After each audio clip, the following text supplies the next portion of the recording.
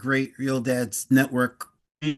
We meet here every Thursday at 7 o'clock.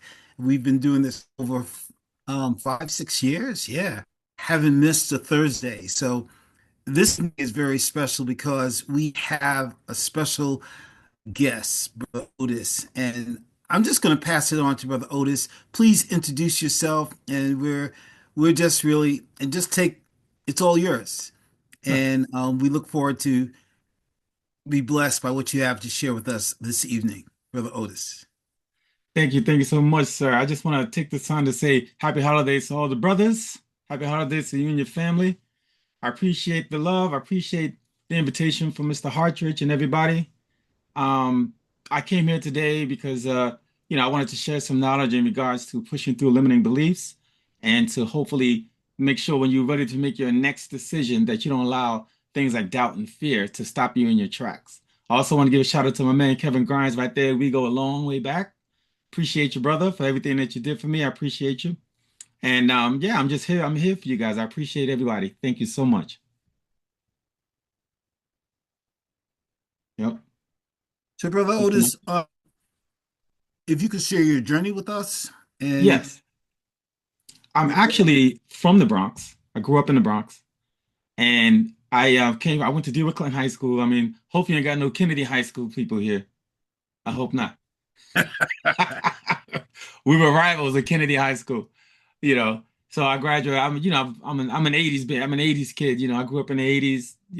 Late 70s, early 80s, and you know, when I was growing up in the Bronx, it was a different way. I mean, some of you probably already know, there was a term at the Bronx. It was, the Bronx is burning, and it was literally burning because when I grew up, some of us, as we know, when we grow up, there was a lot of abandoned buildings, a lot of burnt out buildings, a lot of open lots and all that. It's different now, but it does put you in a certain perspective on what you want to do with your life. And, the gentleman was talking earlier about his perspective. And, the thing about perspective to me is that it could be a few things in your life. Your perspective can either release you or it can arrest you. You can do either one you want it to do. All right. Depends on how you look at it. I always tell people when you look at the past, the one thing you don't do is look at the past is it doesn't change. The only thing you can do about it is change your perspective on the past. Right. So I'm an author, right? I wrote this book called The Audacity of Doubt. I don't know if you guys can see it in my background.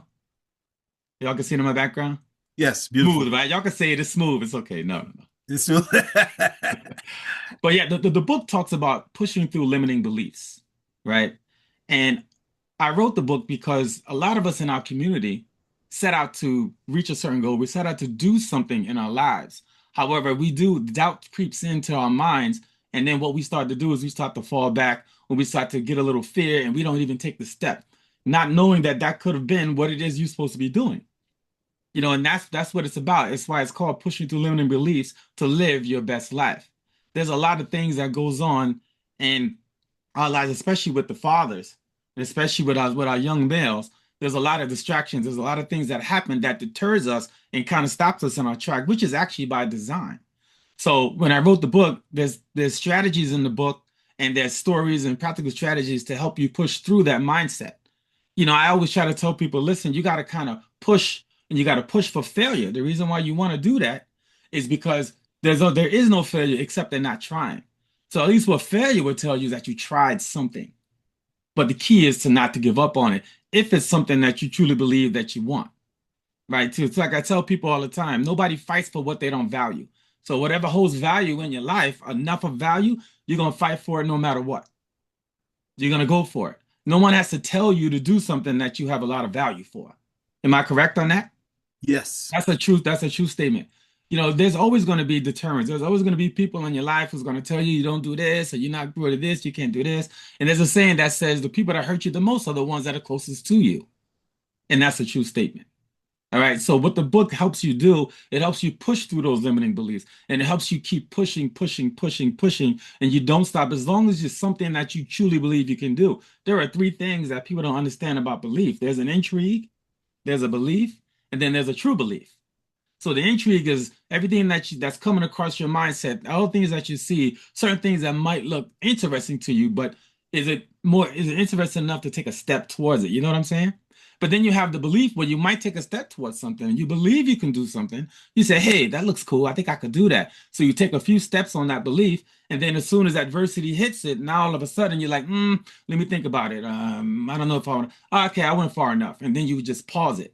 Now there's that one or two things in your life that's a true belief that no matter what happens, no matter what nobody tell you, no matter what anybody try to stop you, you fall down, you look up, you see the ceiling, you get back up. That is that thing that you're gonna go for no matter what. That is that thing that you're gonna say, you know what, I truly believe I can do. I am this already. That's what I'm talking about. All right. It's very rare to find that. So a lot of us fall into things in our life. That's what we do. Like we set out for something, but then we settle for something because sometimes with success, success can actually be an enabler, meaning that once you are successful at something or you reach a certain level, now you get complacent on it.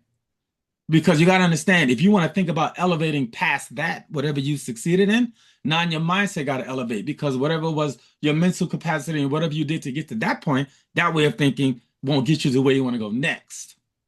Make sense to everybody? Mhm. That's a true statement. So a lot of us fall into, we might fall into a good job. You might have a city job or a job at a school or something. That's cool. This is good. You have you might have a house, a nice place, car, and everything. But that's where the settlement comes in. So we kind of live in that settlement, meaning, oh, I'm okay. So whatever it is my dream was, I'm not gonna push for it no more. It's okay. I'm good. I'm good. I'm good. But are you really good? Are we actually always 100%? You know what I'm saying? Are we always 100%? Or are we always constantly at 80? I heard when some of the people when they came on, some said, "Oh, I'm an 8 today," or "I'm a 7 today," or "I'm a 9 today." Right? The reason why you feel that way most of the time is because you didn't. There's something that you really believe that you could have done, but you just stopped. Not saying that your life is bad. Your life could still be good, but it could be great. It could be better. It could have been something that you're really doing. You could have been doing that thing that you love so much that you be doing for free. You just happen to be getting paid for it. That's the goal, right? Somebody asked me one time, they said, you know, Otis, you talk a lot about motivation and you do a lot of stuff. What is it that you wish for? So when she asked you the question, I kind of paused a little bit and I said, that's a good question. Let me think about that. So I thought about it and I said, I only wish for one thing, and that thing is more tomorrows. Because if I don't have more tomorrows, that means I have no more opportunities. No opportunities to be better than the day before because people don't understand about the power of 24 hours. There's power in 24 hours in a day. If you really break it down, right? And in one day you have 1,440 minutes, 86,400 seconds, and 24 hours. That's your whole day. The same amount of time that anyone that's a billionaire, trillionaire, whatever, it's the same amount of time during the day. It's just the choices and the decisions that we are making that's taking people to different areas of life. That's it. You know, you can always learn something from it. I was talking to one of my friends earlier today, and I was talking about what I've been doing and the book and marketing and my career, what have you. And he tells me, "Oh, here's what you should do." He gave me a good idea. I looked at him like, "Wow, I didn't think about that." Right? So you never know who can teach you something. This guy's not in marketing, but when he said it, it clicked. And I was like, ah. So that's the reason why you always got to have your mind open to process information. It's always important to have it open. You got to process it. So I think about it being optimistic because I have an acronym for my name. So my name is Otis, Otis. So I came up with the acronym Optimistic Thoughts Inspire Success. Make sense? We all have to be optimistic about what we're doing. We have to be optimistic because we have to invite the information, process the information, then make a choice. And hopefully we make better choices. We make good choices as opposed to not good choices. But they're going to be there anyway. Adversity is going to be in your life. It don't matter. It's going to be in your life. You just got to welcome it. You got to have your mindset ready. Make sure that you're constantly working on you so that you can deal with whatever's coming at you. Because the most important relationship you have in your life is with you, the person you see in the mirror, nobody else. Everything in life, and I don't know if you guys are old school like me, but years ago there used to be the my Grant's father. He used to play with the wide receivers for the Dallas Cowboys. He um Grant Hill's father, Calvin Hill, right? Grant Hill's father. He said something back in the 70s playing for the Dallas Cowboys. I was a kid, and he said, "I want the kids to understand one thing: everything in life is from the neck up." Now I didn't know what he was talking about. I was like 10. I was like, from the neck up. But listen to what he said. Everything in life is from the neck up. That's what he used to say, and that stuck with me through the whole life. I said, so he's thinking about everything in your life starts from here. Everything in your life starts from here. Now, the funny thing about it is that it's very easy to get off track. It's very easy. It's like in a day, click, something happened. You're like one decision away from your life changing for the good or for the bad. So I tell people we got to control their anger because anger is one letter away from danger. And you can make one decision. Your life could be going on steady, steady, steady, steady. One decision, and then there it goes. It's already left. Just from that moment, right? That little second, that little split second, one of those 86,400 seconds or 1,440 minutes, right? So the decisions you make in your life is really happening. So it's like you say, what's my future? My future is what my habits are now. So my habits create my future, right? All of this is in the book, right? So I wanted to come on here and try to, preach the message to a lot of people because we don't hear it enough. Because we as fathers and as the men, they want us to be the leaders. They want us to have all the answers. Everybody wants us to lead, and the world don't care about the brothers. Technically, they don't care. You have to make your own way, and that's what we always heard growing up, right? Well, you're a man, deal with it. Okay, you know, you know what I mean?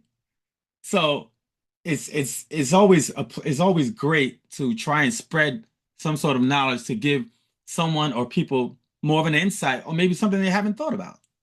Maybe to have you think about things a certain way, maybe think about it differently. You might be looking at something one way, but now you think about it, you have to look at it a different way because now the thing you look at looks different, right?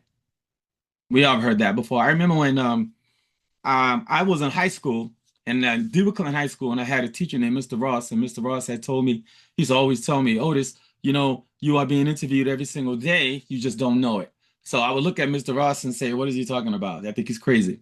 Then he would come back every now and then and he would say, Otis, remember what I tell you? You are being interviewed every single day, but you just don't know it. And then fast forward to the end of the school year, before I was going away for the summer vacation, he said the same thing to me. So then I began to think, what is Mr. Ross talking about? Why is he telling me that? He must have saw something in me. Fast forward a month, July in the summertime, one of my buddies who was older, he was old enough to rent a car. This was like 1981, maybe. He rented a car. He was driving around, so we thought we were cool. So we said, let's go to the block so everybody could see us in the car. We parked in front of the store, the corner store right there on the block, and two cop cars right in front of us. Bow, bow. They stopped us. They told us don't get out of the car. They thought that we stole the car. And I was like, whoa, we're not these. My friend rented the car. So everybody was talking about us, the cops. So next thing I know, the whole block started coming to our aid. It was like, leave those kids alone. Those are good kids. You got the wrong kids. They didn't steal it. So they were coming to our aid. So right then I thought about Mr. Ross. I said, oh, this is what he's talking about. The people were watching. They're watching you. They watch and see how you act, who you hang out with, who your friends are, how you wear your clothes, how you talk. That's what he was talking about. Now, if we were bad kids, you think anybody would have said something? They would be like, yeah, they bad. They probably stole it. you know, that was the point. That's when I got it.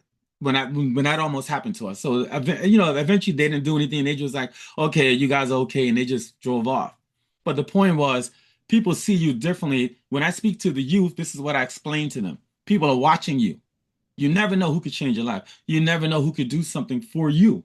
But they got to see you a certain way first before they can make an attempt.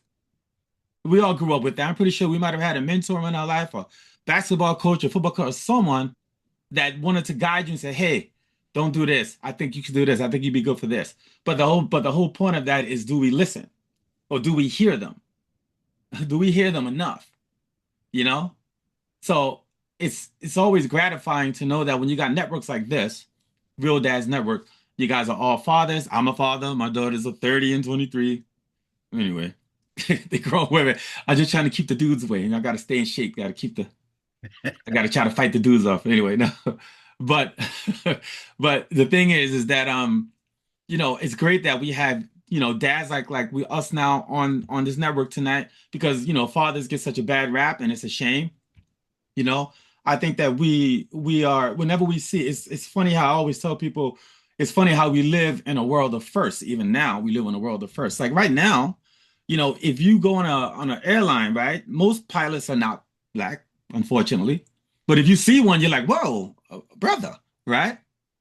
So it's like, okay. Same thing even now with doctors to a certain point. I mean, there's a lot of minority doctors, but when a brother says he's a doctor, they people's like, oh, cool. But a white or indie dude, okay, whatever. You know what I mean? It's a shame to say that, but that is the narrative. And it shouldn't be that way.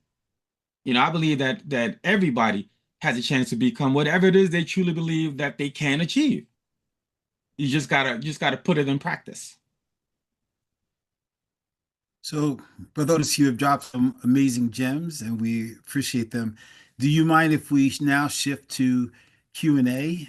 Uh, Yes, Great. absolutely. So, this is a circle where we try to be vulnerable, and it's a safe place for men of color and for dads to really share what's on their heart or anything that they're struggling with or celebrating.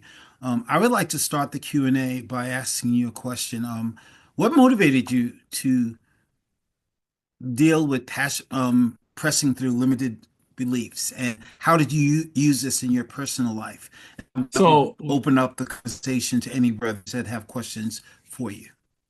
that's no problem. I've always been, for some reason, not, it's not that I've tried to be, but people always put me in this position of leadership for some reason. They always saw me as this guy that they could come to and have advice to. And I became a sales manager. And then when I started, you know, supervising salespeople and different teams, I realized that everybody had a similar story, not exact, but a similar story of I always want to do this and I can't achieve this goal. I got to reach the numbers. And everybody had a reason of why they couldn't do something. So Mm, they was allowing things like doubt and fear to dictate what it is they want. They was allowing it to stop them. So it began to dawn on me. I said, why are so many people not even trying to see what they can really become? So that's what made me write the book. It beautiful. took a few years to write the book. I just was just jotting down stuff from my journal and it became this book. Yes. Awesome. Awesome. Thanks so much for sharing. Anyone have a question for Brother Otis or something that you want to add to the conversation? Don't be shy. We're all brothers here.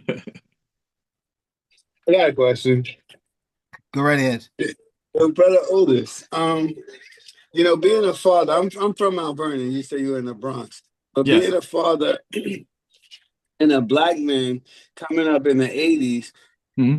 it wasn't easy for me to have a mentor. I'll be honest, like the Hmm. things was broken down and everybody was battling each other.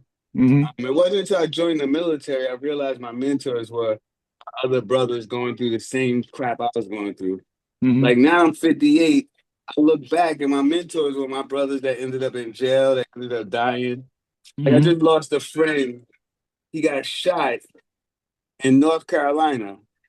Like I'm thinking Sorry to hear about that. like our joint pain as brothers. Now that I'm 58, my role in the community is more like when I see young cats or young dudes or young kids or young whatever they are. I'm like, yo, you know what I went through and I was going through this? Because Hmm. now this African American or Black American experience, especially here in New York, sometimes becomes convoluted because the words don't mean the same when I was younger. So Hmm. you're talking to these young kids and you're building with these young boys, because I understand when to protect your daughter. Like at some point, I feel like we got to protect our sons because they make the biggest mistakes and they Hmm. never get a chance to recover. So Right. I guess my question is, where did you focus on your young group and where do you get your youth from? What was the question? How do you focus on your youth and your community and where you get them from? Like I need a little more clarity on the youth that you're working with. Yeah, so it's just amazing because when you said that you didn't really have a lot of mentors or what have you like that, it's really a common thing and it's an unfortunate thing. I was lucky enough to be a part of there was a youth center around where I lived on Decatur Avenue, and there was these two gentlemen, Jerome Christie and Eddie Hernandez, that kind of took us under their wing, which was, that was one of the reasons why, I sort of stayed away from trouble because of things like that. But I get my when I talk to the youth, it's anybody who wants to hear the message. I realize when I do speak to the youth, because I do speak to schools, is when I do speak to them, I can look in their eyes and I can their faces, and the attention that they're looking at when they look at me is that they want the information. And I'm pretty sure because I grew up in the same era you did. You're 58 and I'm 57. So it was the same era, crack era, the 80s, all of that, right? And the thing for me is it always would take someone to take the initiative to want to help. But I understand it's kind of hard. It gets hard because a lot of us, when we were young, we were knuckleheads because of what we've seen. It's not that we were born that way, it's just that this is what we've seen, right? And unfortunately, a lot of the fathers were in and out of it. But there's no specific place where I find the community. It's just wherever I'm needed is that's where I'm at. But as I look at the youth today, if I see someone on the street, my brother used to always tell me, don't say nothing to them. If I see a kid knocking over a garbage can or if they throw something on the floor, I'll say something. Hey, pick that up, blah blah blah. He'll tell me, don't say nothing because they could shoot you. I said, listen, if that's what it's gonna be, that's gonna be. But that's the message I try to give them. If you want to be something in your life, then you got to become something for you first, so you can give to the world. And I'm that's the sorry. message I try to give them. That's the one thing I do appreciate about this Real Dads Network. I sometimes it's like a Superman shirt. If I put my Real Dads Network shirt on, I go Uh-huh. to Gersh Park. I play basketball with them, and there are moments like I guess when I say when you interact with the youth, like I go to the basketball courts, even at my age, and I heard a group of kids once saying, "Yo, Hmm. they were chasing a girl. They were like, we should all get her." And I was Oh, like, like, yo, what the heck? I yeah, stopped no, them, no, yeah, made myself vulnerable, stop them. Because sometimes you could bum rush a situation and not realize that 20 seconds fucked your whole pardon me, yeah. messed your whole life up.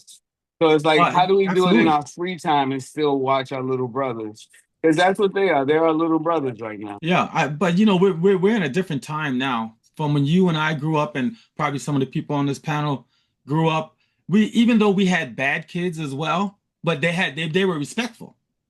Like there was kids that would come in my building. If they see my mom, they smoking a cigarette, they put the cigarette behind them. So, oh, hello, hello, Miss Spivey, blah blah blah. But these days, I have to check kids because they'll curse right in front of adults. Like, excuse me, you know. And that's really stems from the home training, really. I mean, most of the kids unfortunately don't have the fathers in their lives or in their household. That's why I give guys like you guys credit. That's why I give you credit for having things like the Real Dads Network because it's unfortunate. So yeah, I always tell people you might have a strong mom, but a mom can't really raise a son the way a son need to be raised. They just can't. They can try, they can give them, the tough love and all that. But at some point, a son gets to an age where the tough love don't work anymore. If the son is like 17, 18, and the mom is trying to tell them what to do, she'll hit him on the chest and look at her like, okay, mom. It don't really affect him anymore. He's almost a grown man now. So if you notice the children the young men that are in place that don't really that think about something that they want to do, if they want to do something stupid, but they think about it, whoa, their father is somewhere in their life. Their father is disciplined in some way. Because if it's a mom, at some point they're gonna outgrow that. You still love your mom, you're not gonna harm your mom, but at some point, young men, they outgrow the mom and they become men. So that's why I always say, look, I love our strong mothers. The world would be nothing without the mothers, obviously. I love my wife, everything, of course. But a single mom can't raise a son the way that they need to be raised to really everything. She can actually, a mom can instill, great values in this kid, of course. Make sure you respect the women, of course, I know that. But certain things that a father can do that a mom or can't do, certain things that a mom could do that a father can't do. Like a father can't raise a daughter exactly like a mom. It's a different situation. Who agrees? Anybody agree with that? Oh yeah, for sure. Yeah. Yeah, yeah. And that's why we have these communities where we could support each other so that we could continue to show up in a way the best way we can and learn from each other. of how Yeah. to navigate it. Like I like used to tell my kids, they didn't give me a manual, right? So it's great No. that we can have these circles. Anyone else have a question or a comment to add to the conversation? DJ? Yeah, I have a quick question. Please. Just want to give a extra special shout out to Otis for his time, and especially if he came off of Decatur Avenue. I don't know who Yeah. knows about that area in the Bronx, but I know Yeah. about that area in the Bronx. And if you made it out of there, brother, you special. So thank you. Thank And you. I So you appreciate know. I know about over there. So I appreciate the work that you're doing. Just so back to the book, the Audacity of Doubt. I would probably consider myself very much an optimist. And I have a friend of mine who's the complete opposite at the moment and has been going through, some life struggles. And Mhm. and I've been, constantly, I'm even questioning myself, trying to figure out, like, why do I keep trying to help this dude when he don't listen? So just the question would be of what do you think it would be the most important thing or your number one tip to try to reframe somebody's thought process or help them to do it themselves when it comes to just having a more positive outlook on things? Yeah, so that's a great question. I thank you for the question. A lot of times what's going on is people are reacting to what they've responded to from their life before. How they grew up, that's what they're reacting. That's all that they know. The person has to do what I call a mirror effect, right? There's a thing that I like to call a mirror effect. I always believe in working on yourself because there's an old African proverb that states, if there's no enemy within, the enemy outside could do you no harm, right? So there's a mirror effect that everything starts with the person that you see in the mirror every day. But when you have to train yourself to when you look in the mirror, you have to see two things. Okay. You're going to see the reflection and you're going to see the image. The reflection is your actual life. The reflection is what you see, whether all the scars, everything that's on you. That's your actual reflection. But your image is what you see here. So what you see here, how you see yourself. You got to work on how they see themselves. So where is it that they want to go? That guy has to find something that means enough to him that's going to make him change his ways. That's going to make him think. He probably right now doesn't believe that there's anything for him. But what he got to understand is that there's a reason why he's here in the first place. There's a reason why you're here. I always say that the greatest creation in the universe is a human being. The human being can adapt. The human being can change. A giraffe can only be a giraffe. A lion could be a lion. An eagle could be an eagle. A tiger, that's it. They're born to do that. But we are born to adjust. We are born to become something more. That's why we're here. You know, when your wife or your girl get pregnant, you have all these millions and millions of amoebas, but you pop out. You made it here. And there's a reason for that. Someone's got to show him there's a reason why you are here. Everyone is here for a reason. The whole point is to try to reach that potential. So I remember there was a great quote from Zig Ziglar. He said, when I was born, my potential went ahead of me. So that means my life journey means I'm supposed to now try to reach that potential. I got to catch up to myself. Think about that, what he said. When I was born, my potential went ahead of me. So now my life journey is to catch up to myself.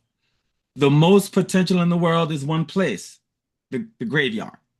Because most of us go to the grave without reaching it. That is a fact. Most of us are born for something. Two things in a person's life. You're born, and the next thing is to figure out the reason why you're born. That's it. That gentleman that you're speaking of has not figured it out yet. But what I would tell you is what not to do is don't give up on him. No, you don't give up on it because he's not seeing things a certain way. He's only seeing it one way because that's what he's used to seeing. And he's believing whatever happened in his life, he's believing that there's nothing more for me. This is all that is going to be. But someone has to show him or direct him, no, there's a whole lot more to you.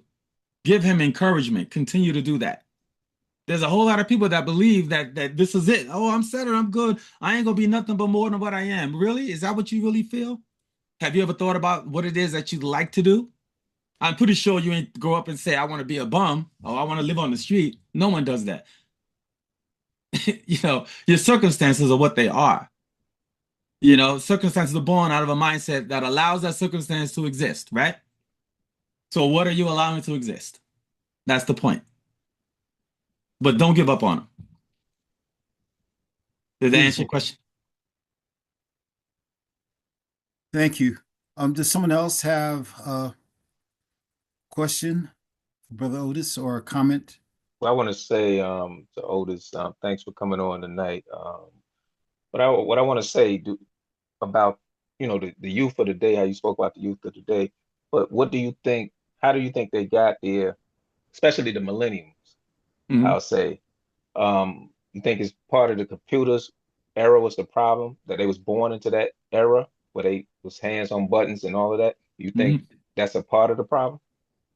I think that the social media, internet access is a gift and a curse.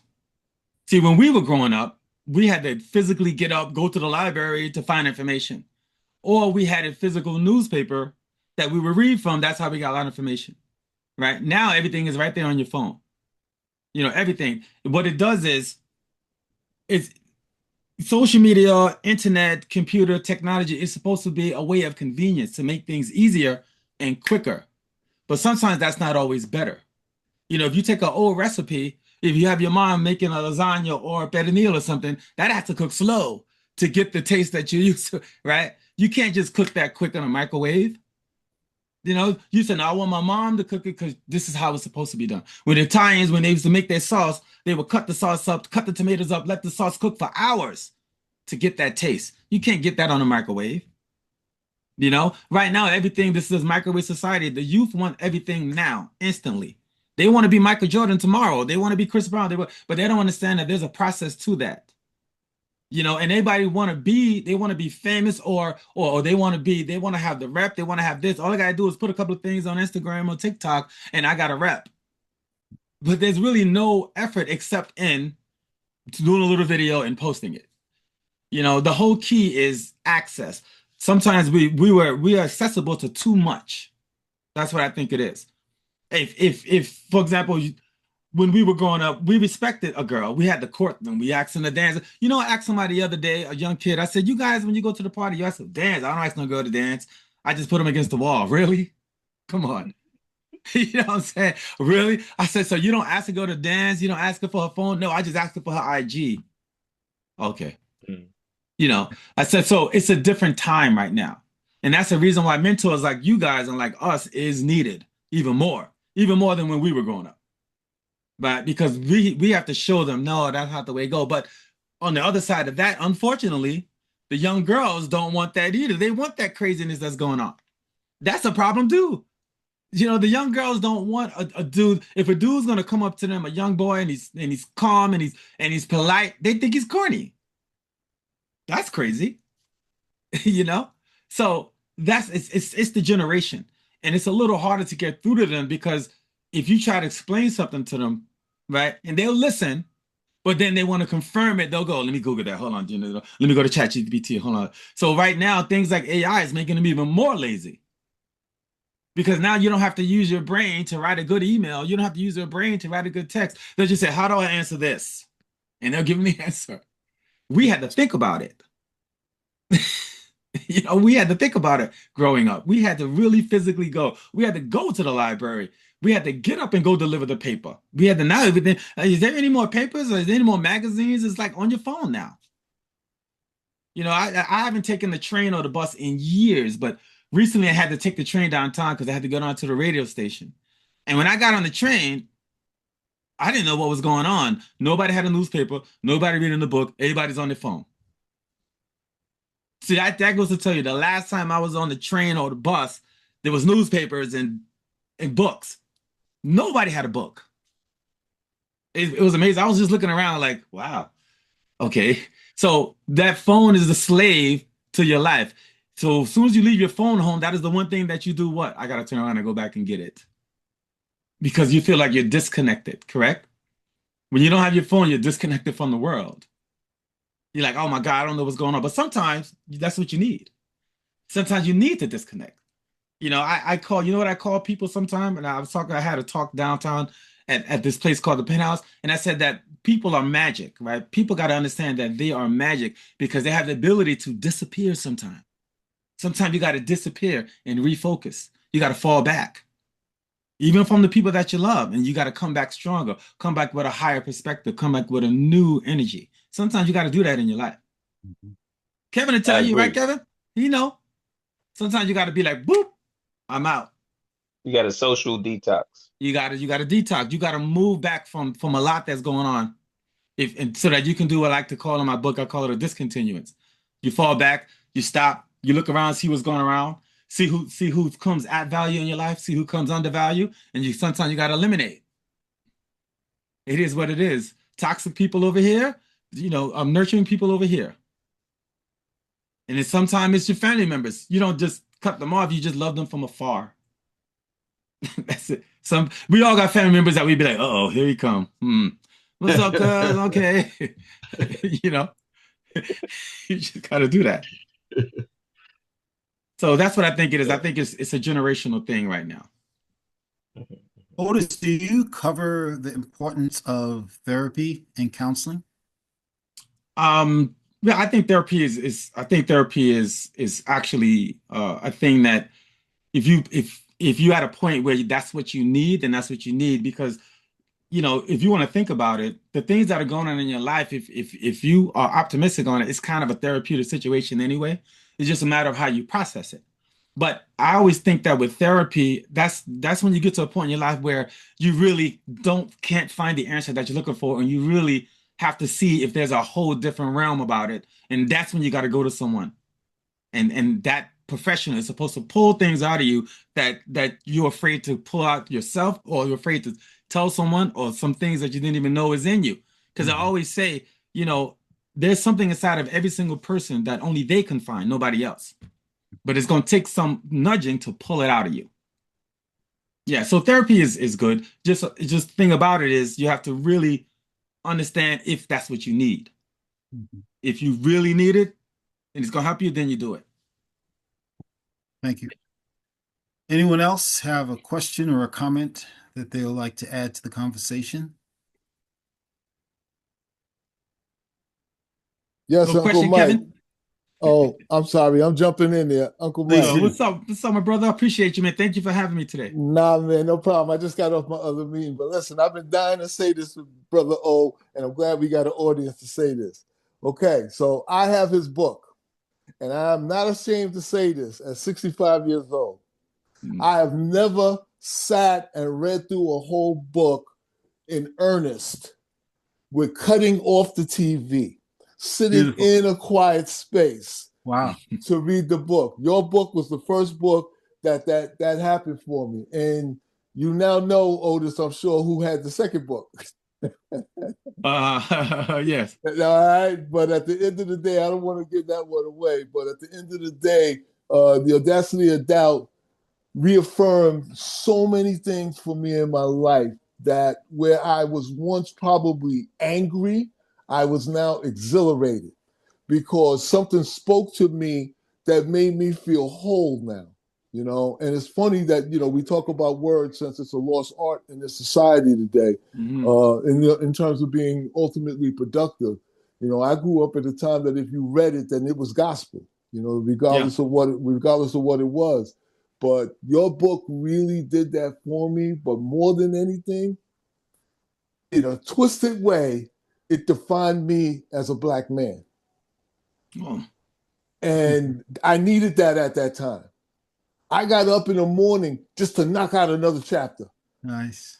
By myself in the living room with the TV off and nobody bothering me.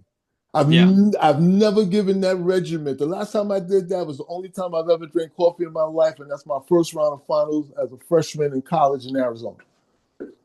That was it. So I thank you for that. Appreciate you. I appreciate it. Thank you so much. I appreciate you, man. This is a powerful thing when you get somebody to say the things that really move you in life. Just so you know, I ain't paying to say that. No, he did not. I gotta attest to that though. That book is sitting right on in his office, and I've been there a few times to try to borrow it, but he's always in the office. No. Hey, if y'all need one, I can get y'all one. It's not a problem. That's great. Get to that book. Coming from Brother Ron, that's powerful. We definitely going to spread the word, Brother Otis. Thank you for the diligence and the hard work that you put into provide such material for us. Thank you so much. I appreciate you having me. Thank you. No, that's great. William, you've been very quiet this evening. Are you still there? Or are you doing daddy duty? And James?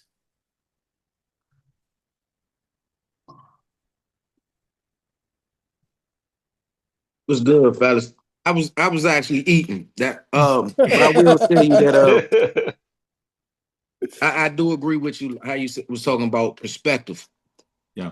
Like I was quick with y'all when I was telling you what happened with me this week, and but like I was mad. I've been mad since court. Like man, all I asked this lady was to give me 1 day. You know what I'm saying? Just allow me to be able to take my kid to school. Of course, they put me through a whole ring of stuff that I didn't even disclose. And then I was just like, man, I done spent all this money and nothing happened. And then baby mother came past and she was like, man, you ain't looking at it right. She was like, you got your son, which you've been worrying about for all these years. Yeah, they ain't give you the time you want, but you got him. Then she put it on. The judge kind of put it on, well, you got to come back in a couple months, meaning it's not final. So even though I don't have the time that I want, she was like, I really want to see if you can do what you're asking me for, if I really think about it. Then I'm like, well, I had my case in DC and Maryland. So DC couldn't help me because I had to pick them up in Maryland out of their jurisdiction. Maryland couldn't help me because it was a DC order. So I had nothing. And then it's like, well, now I got backup. You know what I'm saying? And like I say, I really had to, it took me a while. Well, it really took her to tell me that I was tripping to really see how happy I really should have been.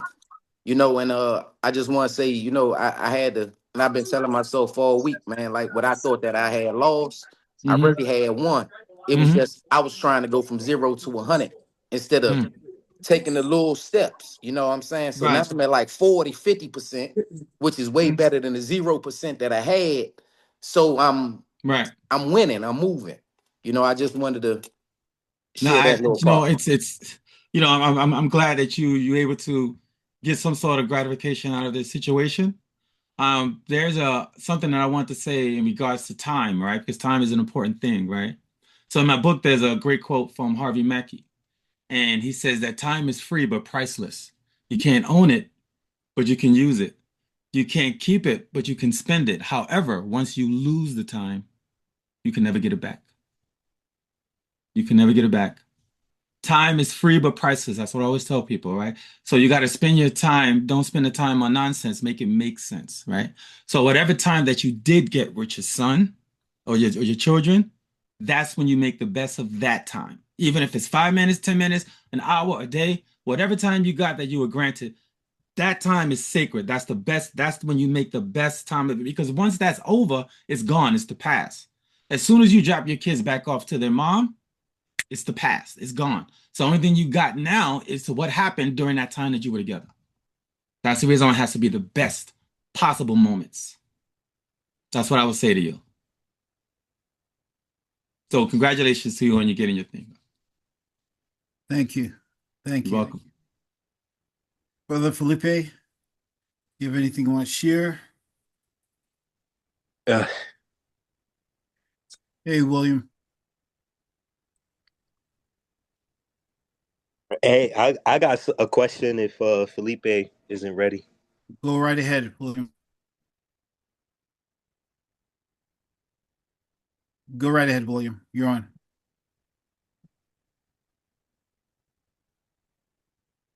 William, you said you have a question? Yes. Go right ahead. I would say I'm not one for doubt, but I do have a lack of faith and I do doubt myself in certain situations. The most situation that I find myself coming across is with splitting between work and home. I'm being frowned upon because I'd rather be here with my daughter. I'm a single father. I'd rather be taking care of my daughter. I'd rather her be here full time with me rather than be at work. And a lot of my jobs consistently sit here and tell me that I'd rather be at home than to be at work. And I'm trying to establish that to them, like, no, that's not the case. I want to work. I want to make money. I want to be able to be the breadwinner. Why does that have to justify me being a good father? Why are you doubting, or why does me wanting to pick up my daughter from school, or being able to cook her lunch or dinner, or being able to take her on a field trip, put doubt in your company that I'm not going to do as well? Why do you feel like I am more focused over there than I am over here? And at the end of the day, I'm a millennial. I was born in 92. Okay. So it becomes real difficult for me when I see male role models or older gentlemen such as yourselves, and the mentality was work, work, work. The woman is at home with the kid. Nowadays, that's not the case. Especially when you're the only one in the household and you're the one doing and paying for certain things. If she's with me, she may be with me majority of the time, she may not be. But at the end of the day, I want to be there majority of the time. I don't want to spend my life away, slaving away, working for somebody that's not gonna be able to pay me rent, that's not going to be able to sustain my lifestyle. I don't want a job that's going to sit here and I got to have multiple jobs or multiple sources of income. I want to have one income. I want to be able to be here and play with my kid. But it's frowned upon. And why do I feel like I'm wrong? Or why does society make me feel that I'm wrong? Because I want to be here for my child because I'm a male. Does that make sense to you? No, Why? why would you say is it society, or is it that particular job that you do? It's been multiple jobs. Multiple jobs. It's been multiple jobs, Okay. and the jobs that I do have are male dominant. Male dominant. They're Okay. male dominant. So they're HVAC and refrigeration. Yeah. They're electrician. They're construction. They're male dominant jobs. And I keep coming across like, oh, you don't want to work. Yeah, I do want to work. I want to provide for my family. Right. Why are you shaming me because, oh, today my daughter was upset, so I want to pick her up early from school? Why are you shaming me for that? Why are you putting me down and forcing me to believe that this isn't the way? You have Right. the audacity to Right. sit here and tell me that this way is wrong because someone else is supposed to be there. Someone else is supposed to be able to do this and that. No, it's my responsibility. Exactly. Okay? This is my problem. This is my issue, and I'm trying to work it out to the better of it. Okay? So why are you trying to make me doubt myself that this is the right path or this is the right thing that I'm doing?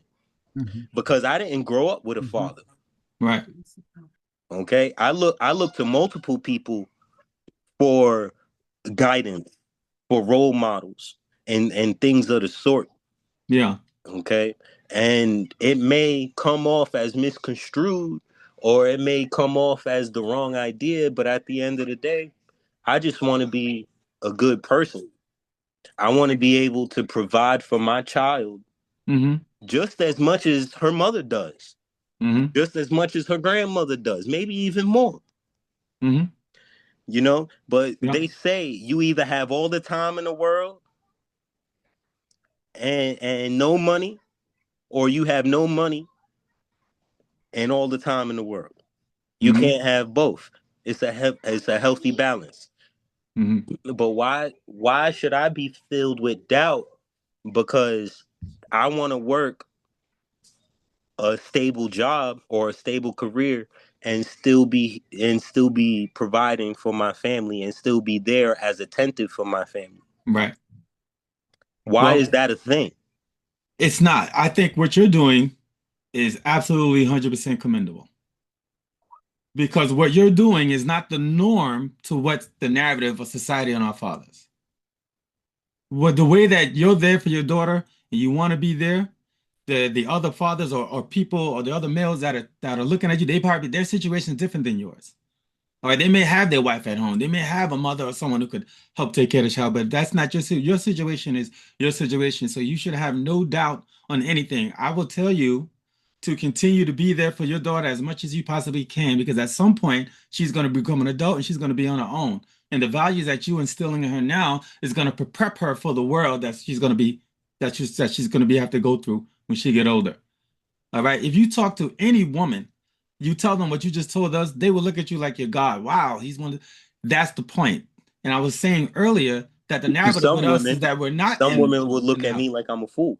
No, not to interrupt. No, well then that's okay. Let them think what they want. Okay. The whole point is if you feel you need to be there for your daughter to rear her in the most positive way that you can, and at the same time still trying to balance that with your career. If your daughter's time is more important than what you do, is try to have that career, maybe do more in the career so you could have more time with your daughter or the time that you want. So you said you do HVAC and stuff like that, right? Yes. Right. Do you work, so you don't work on, you're basically an independent contractor. You just work for yourself, or you work for a company and you go different companies, or you I do both. I do both. I work for myself and I work for a company. All right. So sometimes the days be 6 hours, sometimes the day be 13 hours. So you're licensed as an HVAC, right? Correct. So have you ever thought about becoming your own boss totally? And you make the rules? Absolutely. Yeah. So maybe that's something that you should explore. Because right now, what's going on, it's like this. When people have an actual job, they call it trading time for money, right? So as an example, if I need to take some time off, or if I need to go here, if I need to go wherever I gotta go, I gotta ask the boss, I gotta put my time in, whatever, right? I get that. What you gotta understand is you gotta look at it both ways. So your way is my daughter's the most important thing in the world, which she should be. My time with her is the most important thing in the world, which it should be. But there is a balance because you got to become the best you to be the best for her, correct? Now, if you think about how they're thinking about it, well, I understand your point. I'm great that you're a great dad, but I have a business to run and I have a bottom line. So just look at it from that perspective as well, as the person who hires you, right? They have a bottom line. It's not that they don't care about what's going on in your life, but they have their own thing that they're dealing with that they have to be sure that that ship is still sailing. Just like how you got to make sure your ship. So, for example, if someday you do start your own HVAC company and you got a couple of people under you and what have you like that, you'll have the time to do what you need to do because you'd be the boss. That's the whole point of being the boss. You got the freedom to come and go as you please. But at the same time, you got to keep that ship rolling too. So it's always a middle ground for everything, but don't ever worry about if people doubt. Don't ever let nobody doubt you. You're going to make the choices that's best for you and for who you got to take care of. You always got to become the best you so you could give the best to whoever that you're taking care of. You're no good to anybody if you're not 100%. But even if you're 80%, you're only going to give 80. That's all you got. If you're 50%, it's all you got. My dad never raised me and my brothers. Never. He was never in our life. Every time we saw him, he was drunk. But I never saw him as a bad guy. That's just how he was. He understood. He never gave us not even 20%. But as long as he recognized that, what you're doing, if you're giving your daughter 100, 110%, continue to do that. Just also have conversations with her. How old is she now? She's her birthday is actually not next Saturday, the 14th. And how old does she be? She'll be 5. Okay, so 5. She's not really understanding everything that's going on right now. No, not at all. She's not. So that's why the time is important. However, at some point she is going to start to understand. Before she gets to that point, still have little talks with her. Daddy got to go to work now. I'm trying to make sure I'm there for you. You okay with that? You understand that? Okay, make sure you do this. So that she'll know the last word she hears before she goes to the babysitter or whoever, the last word that she hears is from her dad. My dad told me to do this. So what you're doing is you're instilling things in her. And the time that you have with her, these are the most important times. Because that's going to rear her to become a woman, a young lady, which is what we're missing a lot these days.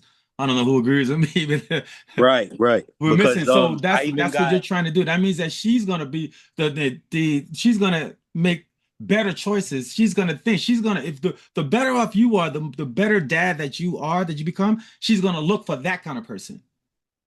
Because that's what she's used to. She's not gonna look for the thug with the slags, and she ain't gonna look for that. She's gonna look for what would my dad say.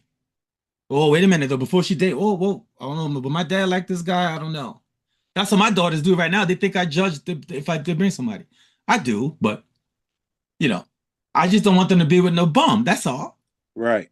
I want them to be with the best. They're gonna choose who they want anyway, but I just want them to try to make the best choice. But what I'm telling you now is what your daughter sees now coming up, even from now until she's an adult, how she see her father act, how she see her father moves, how she see her father talks to other people, how he's respectful to women or not respectful. She's gonna see that.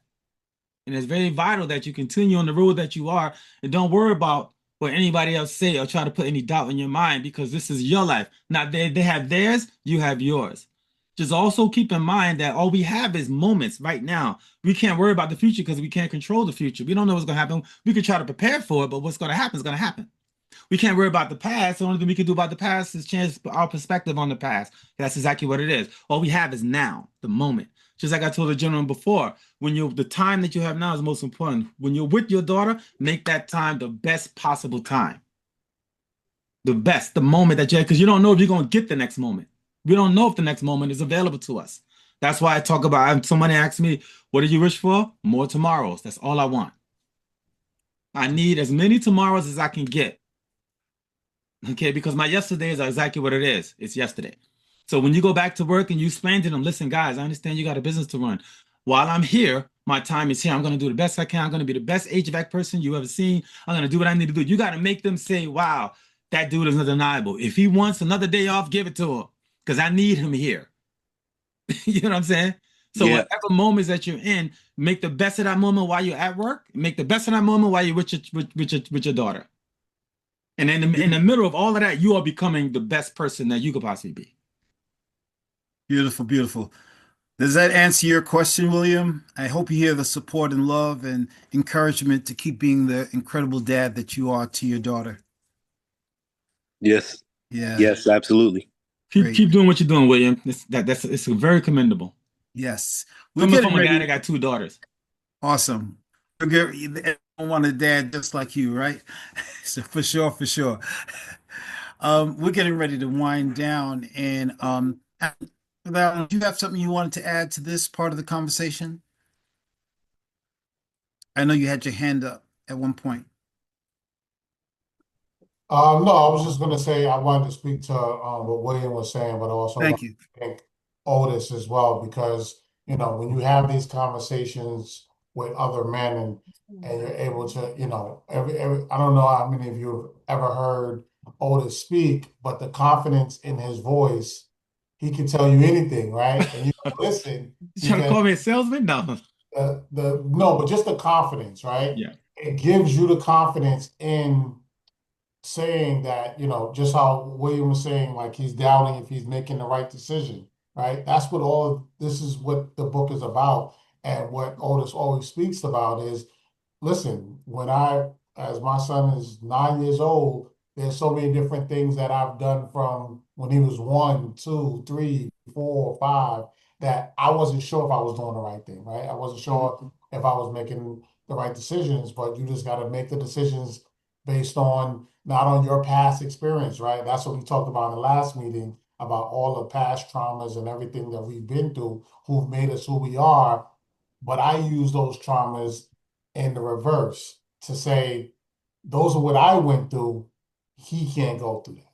He can't experience any of that to be able to say, my dad wasn't there, or my dad didn't put me forward, front foot forward, didn't give me more opportunities, right? Yeah, I had to jump on his book, right? On his first book, for me to become an author, I jumped on it. Now he's at 2. Next year he's going to be at 3, right?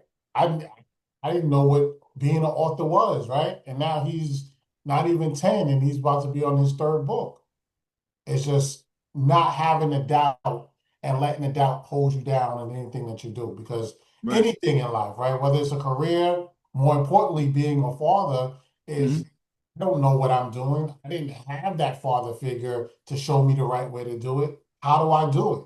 But reading the book and just standing behind the words of listening to him is you gotta have that. You gotta have that spirit in you to say, I may have doubts inside, but I'm not gonna display it for the world. I'm just gonna put that doubt to the side and be great. Because our kids is our examples. That's the examples of us standing up and being real men and not allowing doubt to overshadow us and keep us from doing what we need to do. So thank you, Otis. Always a pleasure. Thank you, Kevin. Appreciate you, my brother. Right. Thank you. It's like you sacrifice. It's like they're forcing you, or society is forcing you to choose Hmm. between morals and culture and Hmm. honor and heritage. Like, Hmm. why can't I have all four? Why do I have to choose one? It doesn't make any sense to me. But you know Right. what? And I like because you're younger, right? Hmm. You get after, we can have more conversations about that. Nobody, all the different examples that you name, society, this, none of them control how I live with my son. Right. No, Exactly. even go in the room, Kevin. Go put on your pajamas and get your book that you're gonna read from downstairs. Matter of fact, go get your book. The book, you didn't put the book for today. Go grab the book from See, downstairs. he's being a dad in real time. Go get the book. I love it. I love it. Go get another book off the table. Yeah. One. Yeah, and like what James was saying, right, about court, right? Court can't even tell me what I'm gonna do, Oh, right? They can put a little restraints here and there because they courts, and that's what hmm. they're gonna do. But when I have my time, I'm gonna do what I gotta do. Yeah. Right? So nobody's gonna put that you can put that restraint legally, but when I have my child, I'm gonna do what I gotta do. And Yeah. wait, trust me, I've been there where it was like, what's more important, the career or the child? But you know what I've learned? I had to sacrifice a little bit more when they was younger.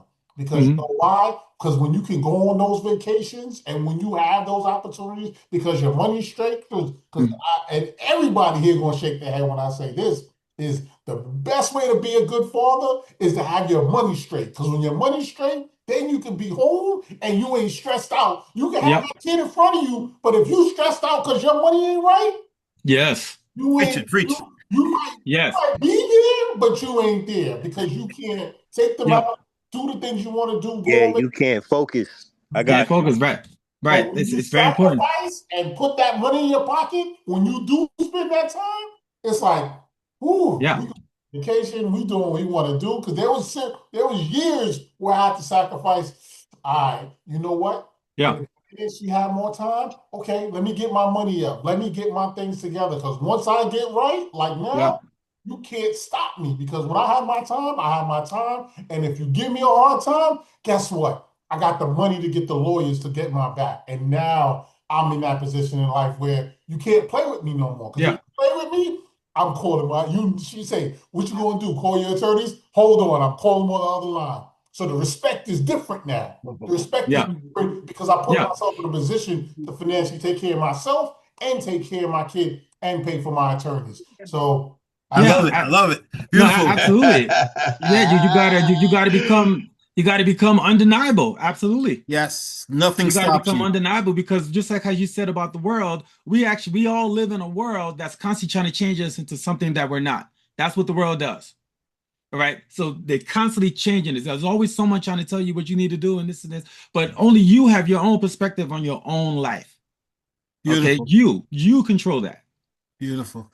Well, Brother Otis, we're getting ready to wind down, but I just want to give some brothers 1 minute to say what they're grateful for or one takeaway.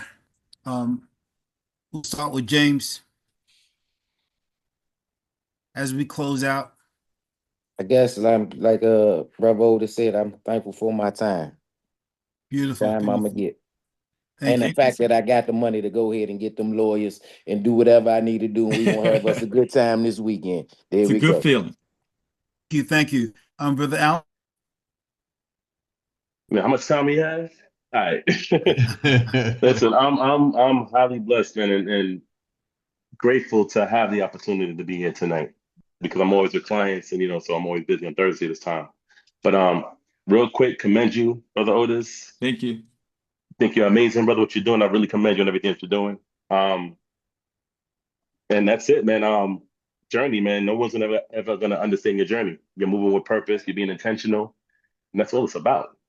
You know, you can look at social conditioning and everything else, but as long as you know what path you're on and what you're doing, you're moving with purpose, you're being intentional, that's all that matters. Like, anyway, I don't have much time. Appreciate you, Thank you. brothers. Thank you. Appreciate you, brother. Much love. Thank you. Thank you, Brother Doug. I'm grateful for just waking up today and seeing another day and being able to live in the life of the living, the land of the living. And it's just say thanks to Otis for coming on with us, and don't be a stranger. Come back from time to time, and share some jewels with us, brother. Yes, sir. Will do. No problem. I appreciate you. Thank you. Appreciate you. Brother Jose. I'm blessed as well. Grateful to be alive, another day. I appreciate Otis coming in and dropping them jewels. And I'm grateful to be retired, and now I dedicate myself to being a father.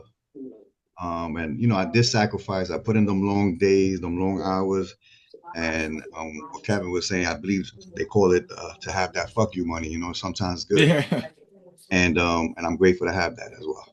Beautiful. Congratulations I'm grateful on to your be retirement. here. Thank you. Thank you. Don't be a stranger. Boom. Brother Felipe. I'm just thankful to be, amongst you guys. I know I've missed a couple of weeks. I see someone who I told the group about, my guy Joe, and he texted me and told me that there was going to be a speaker on today. I was going to join, anyway, but I'm appreciative that he's getting something out of this, and I continue to get, something out of this. James, like you, I'm still in it, spending money. I'm at like I'm in a place where I'm trying to just, filter my thoughts, but I'm appreciative of being able to be here. And Mr. Otis, thank you for sharing. I'm also going to pick up your book. Thank I you like so to much. read, so I'll definitely get. It's on Amazon. Amazon. And Uncle Mike, I'm going to reach out to you as well. I've been meaning to, but thank you all for your time today. Thank you. Please do. Please do. Brother Tyrone. Tyrone. I'm thankful for this brotherhood because I recognize that as fathers, as I keep listening to everyone's story and I catch an experience, I'm thankful that we have this opportunity because, 100 years ago, as Black men, we wouldn't have this. So thank you for being my brothers, and let's just be successful dads. Let's keep it going. Thanks. You, sir. Thank you. Jamel?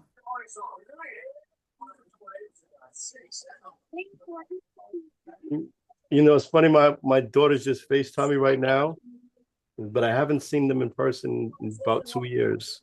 Wow. Just FaceTime me right now. What you call it? Yeah, well, I was right. One of the things I took away just from a little bit of time that I crept in was get my money right. Like, I could barely get out of the bed due to like depression, because it was in one fell swoop where they just did. You know what I'm saying? Like, me and the show had a little friction, and what you call it, but it was like from one day to the next. But yeah, get my money right so that way, because one thing I realized is that like men, I keep it in the eye. I love is I mess with women for love or for lust, right? But a lot of women mess with guys for control or for power. Right? So it's like at the end of the day. So now like I'm facing war essentially with somebody who, with that thing. Get our money right, and we're our kids' coaches, they're the players. Beautiful, Jamel. Thank you. Keep showing up. We're here for you, my brother. Who else? Did someone else have something they want to close out, something they're grateful for, or a comment? Brother Otis, we thank you so much for showing up for us in such a powerful way. Brother Ron, why don't you just give us some closing marks? We appreciate the connection you made for us. Listen, let me As tell always. you something, man. Brothers, let me tell you something, man. I always take life serious. I take it so serious that I remember to laugh every single day. Because at the end of the day, you can get your money up, you can say anything you want, but if you don't believe that you actually put that hustle behind that muscle, it's all for naught. But this is why we come here. This is why I wanted to see Otis here. It's why I want to see another brother here as well. We are not alone, guys. We are not alone. There is no rock that'll hit you that'll kill you. It'll just fall off you and give you a bump in your head for a minute. And when that bump is gone, you're supposed to be wiser and ready.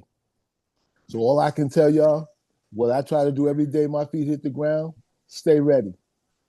Life got a lot to give you if you're ready to receive. So go out and get it. Right-o? That's right. Thank So you. yeah, if it keeps popping in your mind, what is it you want to do? That means that it's there for you. Go You for just it. got to Go take the for it. step. Go for it. Brother Carlton, you have something you want to say to us before we close out? Yes, it was great being on here tonight. Thank you all so much for showing up, and thank you so much, Brother Otis, for your words of encouragement. Thank you, sir. And you're right, it's all about perspective. But for the brothers, also on here for the brothers, just a quick announcement. Let's make sure that we're preparing for the daddy-daughter dance on February the 28th. It's the daddy-daughter dance on February the 28th. I think this is the 14th annual one, and it's at the Alhambra Ballroom. And I think that's on a Saturday. It's like from 4 o'clock p.m. to 8 o'clock p.m. So we're going to be getting the flyers out and all of the information, but we just want you guys to kind of make sure you put that on your calendar, even you brothers that are on tonight for the first time. It's a daddy-daughter dance. It's an event every year. Your daughter can be from 2 to 92. So it's at the again, it's at the Alhambra Ballroom. And even if you don't have a daughter, you can still come out and support. We have brothers who have sons, but they still come to the event. So make sure you put that on your calendars. I think that is it. Uncle Mike, are you the benediction, or is this it? No, I just want to once